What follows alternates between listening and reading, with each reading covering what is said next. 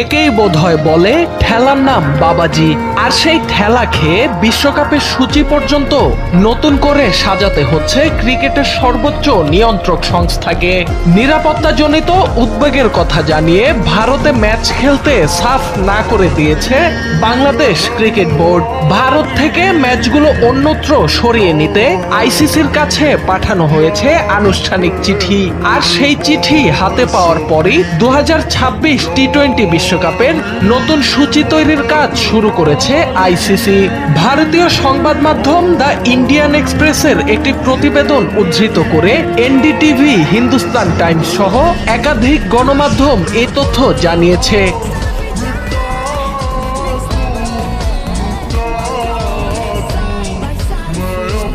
প্রতিবেদনে বলা হয়, আইসিসি চেয়ারম্যান জয় শাহর নেতৃত্বে টুর্নামেন্টের সূচি পুনর্বিন্যাসের উদ্যোগ নেওয়া হয়েছে।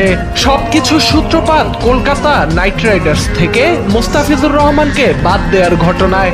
আবুধাবিতে অনুষ্ঠিত নিলামে 9 কোটি 20 লাখ রুপিতে বাংলাদেশের তারকা পেসারকে দলে নেয় কেকেআর। কিন্তু চলমান রাজনৈতিক ও কূটনৈতিক উত্তেজনার প্রেক্ষাপটে বিসিসিআই এর নির্দেশে মুস্তাফিজকে স্কোয়াড থেকে ছেঁটে ফেলে দলটি। এর পেছনে ছিল দেশটির কিছু উগ্রবাদী গোষ্ঠীর চাপ। এদিকে টুর্নামেন্ট শুরুর আর মাত্র 1 মাস বাকি। এত অল্প সময়ে নতুন করে সূচি সাজানো আয়োজকদের জন্য বড় ধরনের লজিস্টিক চ্যালেঞ্জ হয়ে দাঁড়িয়েছে। মূল সূচি অনুযায়ী গ্রুপ সি তে বাংলাদেশের 4টি ম্যাচের 3টি ম্যাচ হওয়ার কথা ছিল কলকাতায় আর 1টি মুম্বাইয়ে। এখন সেই হিসেব পাল্টে যাচ্ছে। উত্তেজনার পারদ স্টেডিয়াম ছাড়িয়ে পৌঁছে গেছে বিশ্বকাপের ক্যালেন্ডার পর্যন্ত।